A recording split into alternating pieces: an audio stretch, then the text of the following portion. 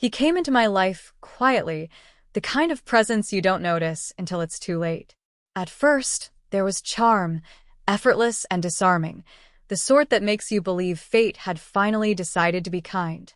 He carried himself like someone who had nothing to hide, his voice measured, his words threaded with just the right amount of sincerity. I never questioned him, not when he smiled, not when he lingered with silence that seemed meaningful rather than calculated. Looking back, that was his greatest trick. He made the shadows feel like light. Slowly, piece by piece, he took from me. It was never sudden, never harsh, always wrapped in the illusion of care. A borrowed sum here, an entrusted secret there, the kind of small exchanges that build trust before they drain it. He wove himself into the fabric of my days, until I couldn't separate what was mine from what he had quietly claimed. My money, my time, my trust, my hope. He drew them in like a thief who never forced the lock, but left the door open for himself. People warned me in their own subtle ways. A friend once said his eyes were too restless, always searching, never still. Another told me he spoke too sweetly, as though rehearsed. But I dismissed it all, because when you've been caught in someone's net, you can't see the strings, only the comfort of being held. And so I believed. I believed when he promised he would pay back what he borrowed, when he swore loyalty, when he said I was the only one. I believed so deeply that I didn't see the trail of ruin he had left in others' lives before mine. It didn't take long before the cracks began to show. The money never returned, excuses grew longer, and promises thinner. I found myself lying awake at night, repeating his words in my head, trying to stitch them into sense, until I realized they had no fabric at all. His words were only smoke, vanishing the moment I tried to hold them. The day I confronted him, he looked at me with eyes that had no trace of guilt, only annoyance that I had noticed. That was when the truth hit me, not that he had lied, but that he had never seen me as anything more than another conquest, another mark to drain before moving on. When he disappeared, he left nothing behind but emptiness. The money was gone. The trust was gone. My sense of self was fractured, as though I had been stripped of something I didn't even know could be stolen. For weeks, I hated myself more than I hated him. How could I have been so blind, so willing to believe? But the thing about people like him is they know how to find your weakness before you even see yourself. He knew mine. He knew I wanted to believe in good. And so he used it until there was nothing left to take. But justice has a strange way of finding those who believe they can outrun it. He thought he could vanish, as he had done so many times before. What he didn't know was that the trail he left this time was longer, more tangled, and I was no longer alone in seeing it. Others began to come forward. Names I didn't know, faces I had never met, all with stories so similar to mine it felt like an echo of my own suffering. Piece by piece, the illusion he had built around himself began to crumble. It wasn't dramatic when it finally happened. There were no flashing lights, no cinematic showdown. Just a knock at his door one morning, and the quiet weight of truth pressing down on him. He didn't fight it, didn't plead innocence, because people like him rarely do once the mask is torn away. He was led away, his silence louder than his words had ever been, and for the first time, I felt something close to peace. Justice did not return what he took from me. My money never came back. My trust will never be what it once was. But it gave me something else. The knowledge that his cycle of deceit had ended, that he would not slip quietly into someone else's life to steal what was never his to take. It gave me the reminder that even the cleverest lies cannot survive forever under the weight of truth. I lost so much because of him, more than I thought I could bear.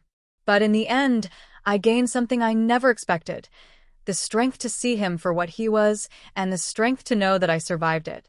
He took everything from me until justice found him, and when it did, I found myself again. The first time I met him, I remember how ordinary the moment was. It wasn't grand or fateful, just a passing introduction in a crowded room, his hand extended, his smile effortless. That's how he worked, never forcing attention, only drawing it, like a current pulling you without you realizing you're being carried away. He spoke in a way that felt intimate, as though the room had emptied and only you existed in his orbit. That was the hook, and I was caught before I even realized I'd taken the bait. In those early days, he didn't take much. Just small requests, little favors, things so trivial they felt like natural parts of a growing closeness. He needed advice, he needed time, he needed someone to listen. I gave freely, without hesitation, because that is what trust looks like in its infancy, blind and eager. Only later did I realize that every kindness I offered was just another note added to the ledger he kept hidden behind his smile. He had a way of making me believe I was special. The way he remembered details, the way he mirrored my own words back to me, the way he looked just a little too deeply into my eyes, it all wove together into a tapestry of belonging. I didn't know then that it was a performance, rehearsed countless times before with countless others. To me, it was genuine. To him, it was routine. And in that illusion, I let him closer than I should have. The first real loss came quietly. Money. Not much. Just enough for him to claim he'd return it quickly. Just enough to seem harmless. But it didn't stop there. Soon it became favors that cost me more than time, reputation, relationships, opportunities. Each request was dressed in desperation, wrapped in just enough urgency to make refusal feel cruel. And so I said yes again and again, until I could no longer remember a time when I hadn't been giving, until my life felt like it belonged more to him than to me. And when he took the deepest part of me, my trust, I didn't even notice the theft. It was a slow erosion, a quiet hollowing that left me doubting myself more than him. I told myself I was paranoid when I questioned the late nights, the sudden silences, the stories that didn't add up. I told myself he loved me, that people change, that everyone deserves patience. I told myself so many things that I stopped hearing the truth. The truth arrived one day not in his words, but in someone else's. A stranger's message, a name I didn't recognize, telling me their story, and it was mine. Word for word. The same borrowed money, the same stolen trust, the same hollow charm. My heart sank as I read, and with every sentence, the walls of denial I had built around him crumbled. He hadn't just taken from me. He had taken from so many. I was one of many faces in his trail of destruction. When I confronted him, his mask slipped only for a moment. Not sorrow, not regret, just irritation, as though I had broken some unspoken rule by seeing him clearly. His silence told me everything. I was no longer useful to him. That was the end of whatever game he had been playing with me, and in his eyes, I was nothing but another name to discard. He vanished after that, leaving me with nothing but debts and questions. For weeks, I carried the weight of shame, replaying every choice, every moment I had believed him. Nights were the worst, when my mind whispered cruel truths, that I was foolish, that I was naive, that I had been complicit in my own undoing. But shame is a liar, and with time, I began to see him for what he truly was, a predator who thrived on kindness, a coward who mistook manipulation for power. Justice came not because I sought revenge, but because he grew careless. He thought he could keep running, keep playing the same tricks, keep leaving behind a trail of broken people. But this time, too many voices rose together. Too many stories aligned. His pattern became undeniable. He was found, not because he slipped, but because he had finally underestimated the strength of those he had wronged. When they took him away, I felt no triumph, no wild sense of victory. Only relief. Relief that he could no longer take from anyone else, that the cycle had finally broken. And in that relief, I found something I thought I had lost forever, myself. I was not the sum of what he had taken. I was not the hollow he left behind. I was the one who endured, who survived, who stood in the wreckage and chose to rebuild. He took everything from me, my money, my trust, my peace, but he could not take my ability to rise again. Justice may have found him in the end, but in that moment, I realized something greater. It had also found me. The days after his downfall felt strange. I thought justice would feel like a sharp burst of triumph, a rush of vindication. Instead, it was quiet, almost hollow. For so long, my life had been shaped by him, by his lies, his demands, his shadow, and when he was finally gone, There was an emptiness where his chaos had once lived. It was like standing in a house after a storm, staring at the broken pieces, unsure where to begin. At first, I was consumed by the damage. The debts he left behind weighed on me, not just in money, but in reputation. There were people who looked at me with pity, others with suspicion, as if I should have known better. And perhaps I should have. But the truth was more complicated. He had chosen me because I was willing to trust, because I was willing to give, because I believed too deeply in people. He had used those very qualities against me.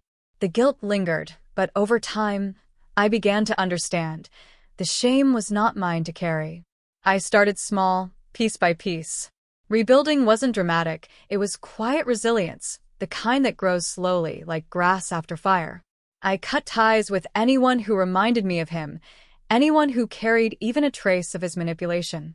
I surrounded myself instead with people who had been there all along, the ones I had pushed aside when I believed in him too blindly. They didn't scold me, didn't say I told you so. They simply stayed, steady and patient, while I stitched myself back together. There were nights when his memory still haunted me. The sound of his voice, the curve of his smile, the words he used to bind me. Sometimes I would wake in the dark, heart pounding, as if he had returned to take what little I had rebuilt. But then I would remind myself he was gone. Justice had caught him. His lies were over, his mask torn away. And each time I whispered those truths to myself, the nightmares grew weaker. I began to see him differently, too. Not as the towering figure who had controlled my life, but as something smaller, pathetic, even. He was a man who believed deception was power, who mistook manipulation for strength. In reality, he was fragile, dependent on others for survival, incapable of building anything real. For the first time, I didn't fear him. I pitied him. As the seasons changed, so did I. I learned to trust again, not recklessly, not blindly, but carefully. I realized that trust was not a weakness, it was a gift, one that people like him didn't deserve. I began to write, pouring my story onto pages, not for pity, but for release. The more I wrote, the lighter I felt, as if every word pulled another thread of his influence out of me. My story reached others, some who had suffered in silence, some who had faced their own versions of him. Together, we became a chorus of voices, proof that none of us were alone. And then, one day, I woke up and realized something had shifted. He no longer lingered in every thought. He no longer haunted every corner of my memory. He had been reduced to what he truly was, a chapter, a lesson, nothing more. I had survived him. I had endured his storm and come out not unscarred, but stronger for the scars I carried. Justice found him, yes. But more importantly, justice found me too. Not in the courts, not in the punishments, but in the quiet return of my own strength. He took everything from me once, but he could never take who I became after him. That was mine, untouchable, unbreakable, forever beyond his reach.